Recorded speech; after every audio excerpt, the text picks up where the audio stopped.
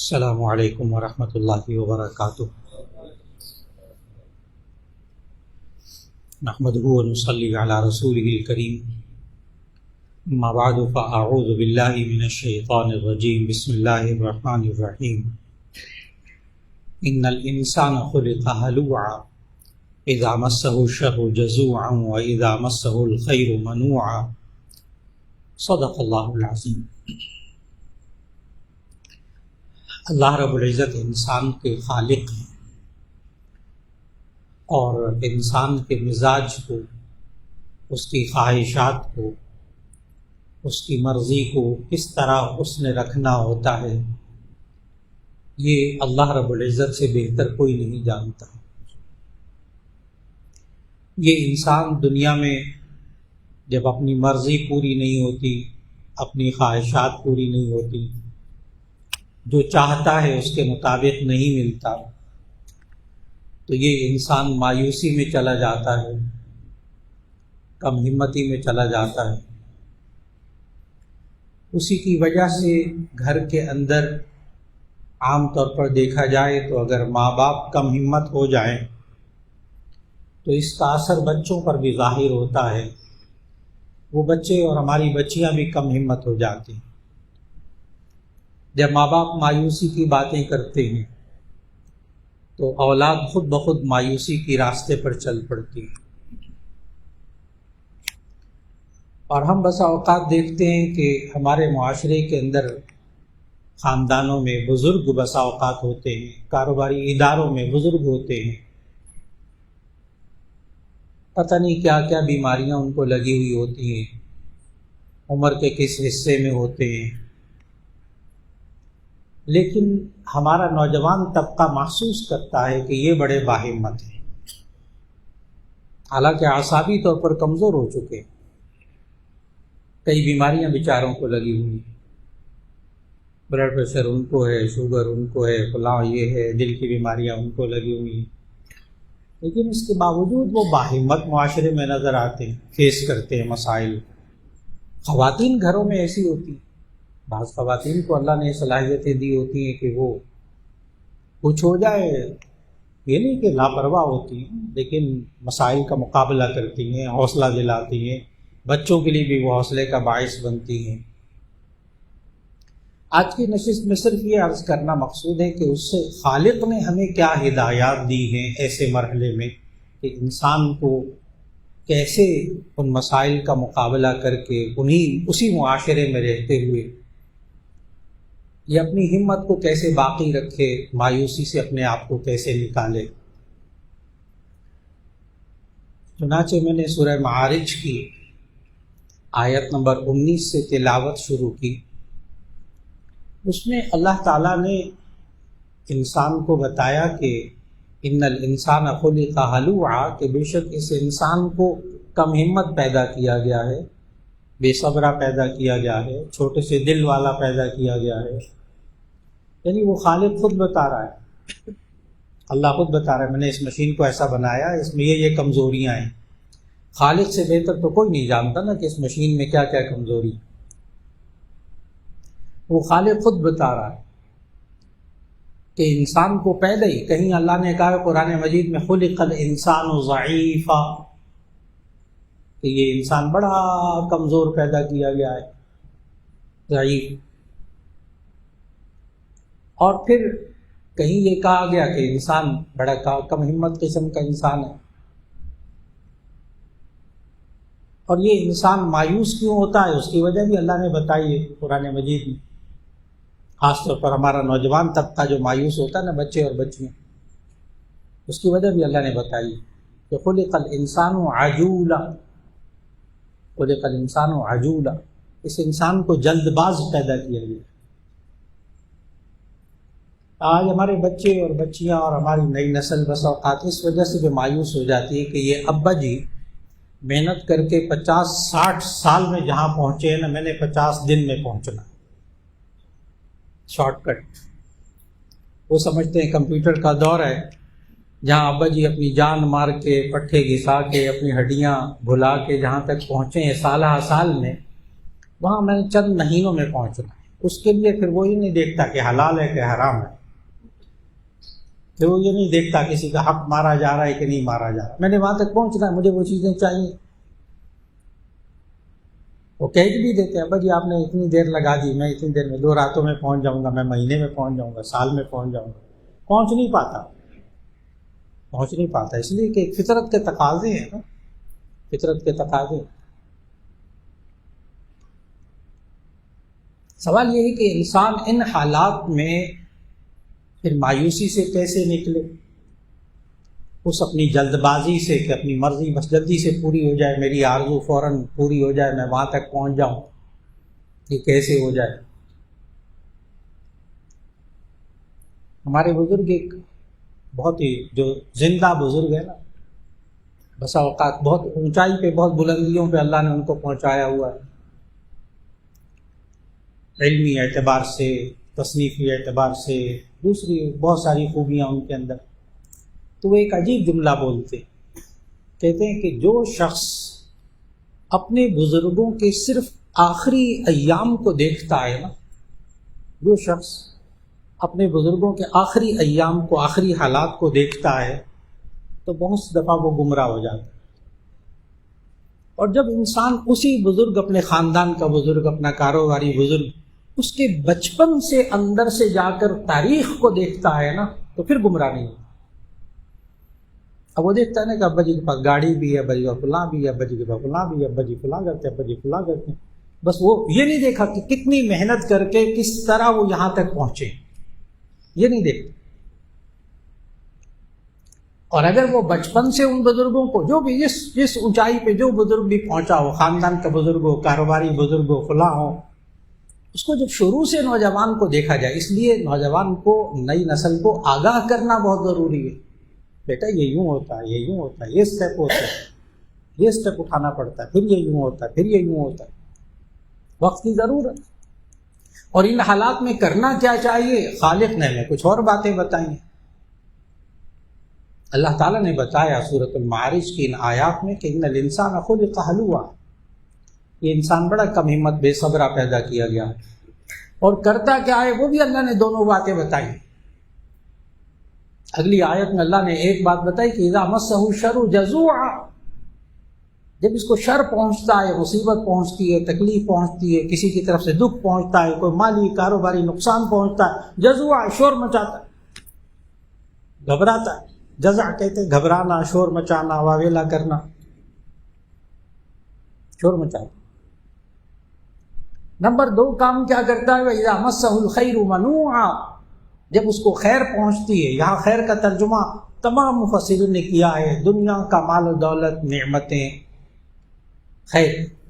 اذا مسہ الخیر منوعا، جب اس کو خیر پہنچتی ہے، اس کے پاس پیسہ آتا ہے، حالات اچھے ہوتے ہیں، منوعا، یہ روک کر بیٹھ جاتا ہے، یہ میں نے کمایا، محنت میں نے کی، ڈگریاں میں نے لی، اب میں کیوں بہن بھائی کی مدد کروں، خاندان کی کیوں مدد کروں، کسی اور کے معاشرے میں خدمت خلق کیوں کروں؟ اسے یہ معلوم نہیں ہوتا کہ یہ جو میرا بزرگ ہے خاندان کا، یہ سب کچھ کر کے یہاں تک پہنچا ہے، پتہ نہیں کتنی خیر بانٹی ہوگی اس نے، اس وقت اللہ نے خیر کے دروازے ان پر کھولے، پتہ نہیں کس کس کے کام آیا ہوگا، کہاں سے اللہ نے اس کو رزق دیا ہوگا، بندہ کرتا کہیں اور ہے، اللہ دیتا کہیں اور سے، اللہ کا نظام ہے۔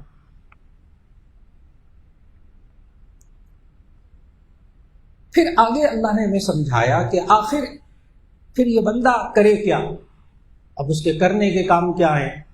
اللہ نے کہا کہ ہم نے انسان کو کمزور پیدا کیا، جلد باز پیدا کیا، اس انسان کو کمزور پیدا کیا، چھوٹے سے دل والا، کم ہمت پیدا کیا۔ اب یہ کیا کرے؟ اللہ نے آگے خوبیاں بتائیں کہ جن لوگوں کے اندر یہ والی خوبیاں ہوتی ہیں نا، وہ ایسے انسان نہیں ہوتے، نہ وہ کمزور ہوتے ہیں، نہ وہ جلد باز ہوتے ہیں، نہ فوراً بس ادھر کوشش کی، ادھر جو ہے نا آسمان سے بارش ہونے لگ جائے، پیسوں کی، مال و دولت کی، سارے حالات ٹھیک ہو جائے، ایک دم سب کچھ نہیں ہوتا۔ یہ بندہ کیسے قابو کرے؟ اللہ تعالیٰ نے فوراً آیت میں اگلا اصول بتایا، کیا کرے؟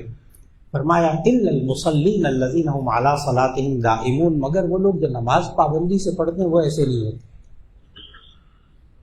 خالق کہہ رہے کوئی میں نے ذاتی تجویز نہیں دی کہ میری ذاتی ریسرچ یہ ہے، میری ذاتی تحقیق یہ ہے، یا علماء یوں کہتے ہیں. میں نے تو کہا ہی نہیں. میں نے تو عرض کیا خالق کہہ رہا ہے، اللہ کہہ رہا ہے. دیکھو میں نے تمہاری مشین بنائی ہے، اس مشین کو اگر ٹھیک رکھنا ہے نا تو الا المصلین الذین هم علی صلاتهم دائمون، مگر وہ لوگ جو نماز پابندی سے پڑھتے ہیں وہ کمزور نہیں ہوتے، وہ کم ہمت نہیں ہوتے، وہ بے صبرے نہیں ہوتے. کیوں؟ ان کا تعلق اللہ سے قائم ہو جاتا ہے، اللہ سے ان کا تعلق قائم ہو جاتا ہے. الا المصلین الذین هم علی صلاتهم دائمون. آج کل میٹرک کے پرچے ہو رہے ہیں، ایف اے کے ایف ایس سی کے پرچے ہو رہے ہیں، 9 10 کے بچے پیپر دے کر فارغ ہوئے ہیں. یہ نوجوان بچوں کو بھی یہ بات معلوم ہے. جب ان کی ڈیٹ شیٹ آ جاتی ہے نا، رول نمبر سلپ آ جاتی ہے، پھر 5 وقت کی نماز پڑھتے ہیں آخری پیپر تک. سارے بچے اور بچی سب کو پتہ ہے کہ اب ان پیپروں کی ٹینشنوں میں کم ہمتی ہو جاتی ہے، تو پھر وہ نماز سے مدد طلب کرتے ہیں، کیونکہ خالق نے سکھایا وَاسْتَعِينُوا بِالصَّبْرِ وَالصَّلَاةِ، تم صبر اور نماز سے مدد طلب کرو. نبی صلی اللہ علیہ وسلم نے صحابہ کرام رضوان اللہ علیہم اجمعین کا مزاج بنائے نماز کا. 5 وقت کی نماز تو فرض، اس کے علاوہ مزاج بنائے. کوئی ضرورت پیش آ گئی، اس ضرورت کو چاہتے ہیں آپ پورا ہو جائے، تو نبی صلی اللہ علیہ وسلم 2 رکعت صلاۃ الحاجت سکھا دی. 2 رکعت پڑھو، اللہ سے مانگو. گناہ ہو گیا، غلطی ہو گئی، بہت پریشان ہیں، 2 رکعت صلاۃ توبہ پڑھ لو، صلاۃ الاستغفار پڑھ لو، اللہ معاف کر دے. ذہن سے بوجھ اتارو، ضمیر صاف ہو جائے گا. پریشان ہے میں کیا کروں کیا نہ کروں، کہاں رشتہ کروں کہاں نہ کروں، یہ کاروبار کروں نہ کروں، یہ پلاٹ لوں نہ لوں، یہ سودا کروں نہ کروں. صلاۃ الاستخارہ 2 رکعت پڑھیں، اللہ سے خیر مانگے، اللہ دل میں ڈال دے گا، خیر ڈال دے گا. اس مانگے اللہ سے. نماز بارش نہیں ہوتی تو صلاۃ الاستسقاء، بارش کی طلب کرنے کی نماز. صحابہ کو لیا، گراؤنڈ میں گئے ہو، کھلے میدان میں، سب کو جناب 2 رکعتیں پڑھائی، اللہ سے مانگا، اللہ نے بارش کر دی. اگر میں یہ عرض کروں نا کہ نبی صلی اللہ علیہ وسلم نے ہمیں نماز کے ذریعے اللہ سے مانگنا سکھایا، کاش بندے کو یہ مانگنا آ جائے. اور اللہ نے خود قرآن میں کہا وَاسْتَعِينُوا بِالصَّبْرِ وَالصَّلَاةِ، تم صبر اور نماز سے مدد طلب کرو، استعانت، مدد طلب کرو.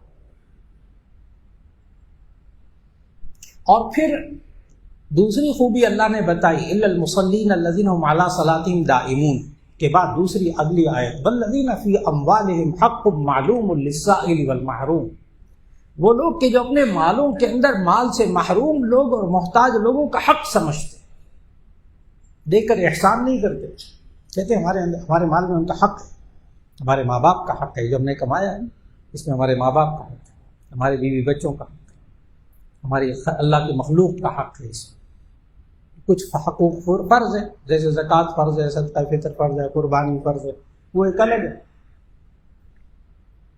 آپ نے غور کیا جو انسان کم ہمت ہوتا ہے نا، چھوٹے سے دل والا ہوتا ہے، اس کو جب مال و دولت ملتا ہے نا روک کے بیٹھ جاتے ہیں. اللہ نے بتایا روک کے بیٹھ جاتا ہے. اس کا توڑ کیا ہے؟ یہ صدقات کرنے پہ آ جائے، خلق خدا پہ خرچ کرنے میں آ جائے، یہ باہمت انسان بن جائے گا. اسی لیے تو کہتے ہیں جو بندہ خلق خدا پہ خرچ کرتا ہے نا وہ بڑا باہمت، بڑے دل والا ہوتا ہے، اور جو بس روک کے بیٹھ جاتا ہے چھوٹے سے دل والا. والذین فی اموالہم، خالق بتا رہا یہ اصول، والذین فی اموالہم حق معلوم للسائل والمحروم، وہ لوگ کہ جو اپنے مال کے اندر مال سے محروم لوگوں کا حق سمجھتے.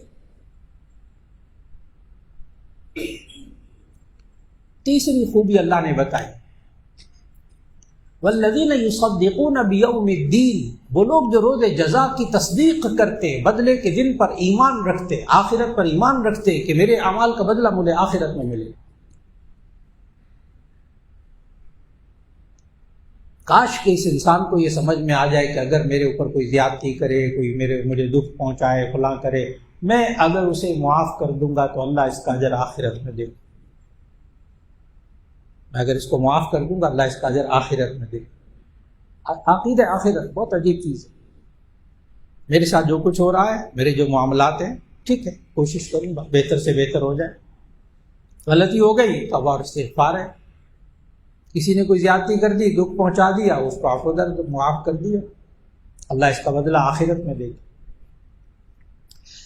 کبھی کبھی انسان کسی انسان کے ساتھ اچھا سلوک کرتے کرتے تھک جاتا ہے، اس دوسرے انسان سے کبھی فیض نہیں پہنچتا، اس وقت انسان بڑا کمزور دل ہو جاتا ہے، کہتے کیا فائدہ اس انسان کو ہے، پڑھا ساری فیسیں میں نے ادا کی، سب کچھ میں کرتا رہا، اب ڈاکٹر بن گیا، اب انجینئر بن گیا، بھتیجا بھانجا فلاں فلاں فلاں فلاں، اس نے کیا مجھے فیض پہنچایا۔ بس اوقات بیویاں بھی کہتی ہیں کہ تم اپنی بہن کی مدد کرتے ہو، فلاں بھائی کی مدد کرتے ہو، اس نے کبھی تمہیں سلام نہیں کیا، کبھی تمہارے حال نہیں پوچھا، کبھی تمہارے بیمار ہوئے تھے تمہیں فون نہیں کیا، اب تم پھر اسی کے اوپر پیسہ خرچ کرتے ہو، ملتا کیا تمہیں؟ تو بندے کا ایمان مل جاتا ہے کہ واقعی مجھے تو کچھ نہیں ملا، لیکن عقیدہ آخرت ہو تو اس کو پتہ ہوگا مجھے آخرت میں ملے، مجھے اس بندوں سے کچھ نہیں چاہیے۔ انسان ہمیشہ مایوس تب ہوتا ہے، چھوٹے دل والا تب ہوتا ہے جب انسانوں پہ بھروسہ کرتا ہے، انسانوں پہ توقعات لگا کے رکھتا ہے، مایوس ہوتا ہے، اللہ سے توقع لگا کے رکھے گا، کبھی مایوس اللہ نہیں کرے گا اس بندے کو۔ ہم یا اسباب پر بھروسہ کرتے ہیں، نہیں پورا ہوتا تو مایوس ہوتے ہیں۔ دو غلطیاں ہوتی ہیں انسان سے زندگی میں، دل چھوٹا ہونے کی، دو غلطیاں، یا انسان انسانوں پہ بھروسہ کرتا ہے یا مال دولت اسباب پر بھروسہ کرتا ہے، اور یہ دونوں چیزیں بھروسہ کرنے کے قابل نہیں، اس پہ توکل نہیں کیا جا سکتا، اس لیے کہ دونوں فانی چیزیں۔ ہاں اللہ پر اعتماد رکھے کہ اللہ اس کا بدلہ آخرت میں دے گا، پھر انسان سے دوسرے انسان سے آپ کبھی بھی کوئی فیض نہ پہنچے پھر بھی آپ تعاون کریں گے، مجھے اس سے چاہیے کچھ نہیں، میں اس کے ساتھ تعاون کرتا ہوں، مجھے اس سے کچھ نہیں چاہیے، توقع بھی نہیں۔ والذین یصدقون بیوم الدین، وہ لوگ جو روز جزا پر ایمان رکھتے، وہ والا ایمان جو نبی صلی اللہ علیہ وسلم نے سکھایا کہ تکلیف پہنچنے پر، مصیبتیں تکلیفیں پہنچنے پر ہمارا ایمان کیا ہونا چاہیے۔ نبی صلی اللہ علیہ وسلم نے سمجھایا اگر مومن کو ایک کانٹا بھی چبھتا ہے نا، مومن کو ایک کانٹا بھی چبھتا ہے تو اللہ اس کے بدلے اس کا ایک گناہ معاف کرتا ہے، ایک نیکی اس کو عطا کرتا ہے۔ کاش بندے کو سمجھ میں آ جائے۔ اور پھر اللہ نے ایک اور خوبی بتائی، چوتھی خوبی، انسان معاشرے میں کیسے، ان حالات میں کیسے اپنے آپ کو سنبھال کے رکھے۔ والذین یصدقون بیوم الدین کے بعد چوتھی خوبی، والذین هم من عذاب ربهم مشفقون ان عذاب ربهم غیر مأمون، وہ لوگ جو اپنے رب کے عذاب سے ڈرتے کانپتے، جو رب کے عذاب سے ڈرتا ہے وہ بندہ بن کے رہتا۔ دنیا میں ہمارے نوجوان بچے جو کوئی کمی کوتاہی نہیں چھوڑتے، سامنے چوراہے میں پولیس والا نظر آ رہا ہو، کبھی وہ اشارہ کراس کرتے، سوال ہی پیدا نہیں ہوتا، وہ کہتے وہ دیکھ رہا، پکڑ لے گا، 2000 روپے جرمانہ کر دے گا، ایسی خام خواہ میری موٹر سائیکل بند کر دے گا۔ وہ لوگ کہ جو رب کے عذاب سے ڈرتے وہ بھی بندہ بن کے زندگی گزارتے، اور رب کا عذاب یا اس کی قدرت دونوں دیکھ کر بڑے بڑے بندے بن جاتے، بڑے بڑے۔ فرعون بن گیا، اب آدمی کہہ رہے گیا فرعون، وہ اپنے آپ کو صرف بڑا نہیں سمجھتا تھا فرعون، وہ کہتا تھا، قرآن مجید میں الفاظ ہیں انا ربکم الاعلی، سورہ نازعات کے اندر الفاظ ہیں انا ربکم الاعلی، میں تمہارا سب سے بڑا رب ہوں۔ وہ بھی جب ڈوبنے لگا تھا اللہ کی قدرت تو کہا میں ایمان لایا موسیٰ پر، موسیٰ تمام جہانوں کے رب پر میں ایمان لایا۔ اللہ کہتے نہیں، اب بیکار ہے، پہلے ڈر جاتے نا۔ اور ایک بات اور بڑی سمجھنے والی، ڈرتے ہم بھی ہیں معاشرے کے اندر، لیکن مخلوق سے ڈرتے۔ ہمارے معاشرے کے اندر جو بندہ ڈرتا ہے نا اس کو بزدل کہتے، اور اللہ تعالیٰ نے اس آیت میں فرمایا کہ جو رب کے عذاب سے ڈرتا ہے وہ بڑا باہمت ہوتا ہے، بڑے حوصلے والا ہوتا ہے۔ اس بات کو سمجھنا ہے۔ یہ کیا بات ہوئی کہ ہم معاشرے میں جو بندہ ڈرتا ہے اس کو ہم بزدل ڈرپوک سمجھتے، لیکن یہاں کہا گیا کہ جو رب کے عذاب سے ڈرتا ہے بڑا باہمت ہوتا ہے، بڑے حوصلے والا ہوتا ہے۔ اس کا جواب غور سے سنیے، جو مخلوق سے ڈرتا ہے وہ بزدل ہوتا ہے، جو خالق سے ڈرتا ہے وہ بہادر ہوتا ہے۔ یہ غلطی ہوئی ہے ہم سے معاشرے میں. اللہ کے علاوہ ہر ایک سے ڈرتے، اس لیے بزدل بن کے معاشرے میں رہتے، ڈرتے ہیں. اس قوت سے ڈر، اس ملک سے ڈر، اس طاقت سے ڈر، اس صلح سے ڈر، اس صلح سے ڈر، انسانوں سے ڈر، مخلوق سے ڈر. اور جب خالق کا ڈر بیٹھ جاتا ہے پھر انسان بہادر ہو کر سر اٹھا کے زندگی گزارتا ہے.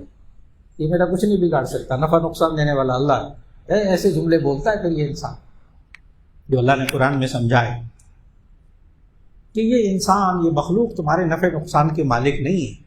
اللہ چاہے جسے نفع پہنچائے، اللہ چاہے جسے نقصان پہنچائے، اللہ جسے چاہے عزت دے، جسے چاہے ذلت دے، سب کچھ اسی کے ہاتھ میں. جب انسان کا ایمان بناؤ پھر اسی سے ڈرتا ہو.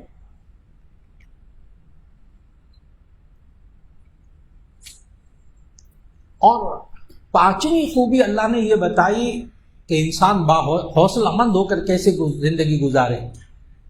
والذین هم لفروجهم حافظون الا على ازواجهم او ما ملكت ايمانهم فانهم غير ملومين فمن ابتغى وراء ذلك فاولئك هم العادون.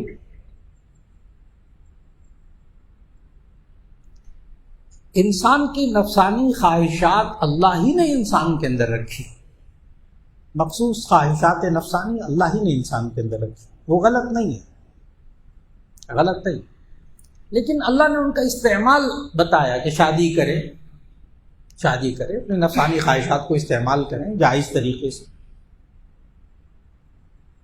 لیکن وہ لوگ کہ جو اپنی خواہشات نفسانی کو کنٹرول نہیں کر سکتے، حفاظت نہیں کر سکتے، اس کے بارے میں اللہ نے کہا والذین هم لفروجهم حافظون الا علی ازواجهم او ما ملکت ایمانهم. وہ لوگ کہ جو اپنی ستروں کی حفاظت کرتے، اپنی مخصوص خواہشات نفسانی کی حفاظت کرتے. اگر میں لفظ بول دوں تو کوئی حرج نہیں. والذین هم لفروجهم حافظون، وہ لوگ کہ جو اپنی سیکس کی حفاظت کرتے. اور جو لوگ اس کو غلط راستے پر استعمال کرتے ہیں وہ بندے کمزور ہو جاتے ہیں، وہ انسان کمزور ہو جاتے ہیں، وہ قومیں کمزور ہو جاتی، کم ہمت ہو جاتی. نوجوان نسل کم ہمت ہو جاتی. جتنے دنیا کے اندر، بہت کھل کر بات کروں گا اس موضوع پر تھوڑا سا مہذب انداز میں، جتنے سیکس فری سٹیٹس ہیں دنیا کے اندر جہاں جنسی خواہشات کی آزادی دی گئی ہے، آپ غور کریں سب سے زیادہ خودکشیاں انہی ممالک میں، بغیر ممالک کا نام لیے سب سے زیادہ خودکشیاں نوجوان طبقہ خودکشی وہیں کر رہا ہے. اور ان قوموں کا بہت بڑا مسئلہ ہے یہ کہ ہم کیسے کنٹرول کریں اس چیز کو. اس لیے کہ وہ نوجوان ہیں، کم ہمت ہو گئے، بے صبرے ہو گئے، کم حوصلہ ہو گئے، مارو ختم کرو اپنے آپ کو، بس ٹھیک ہے. پھر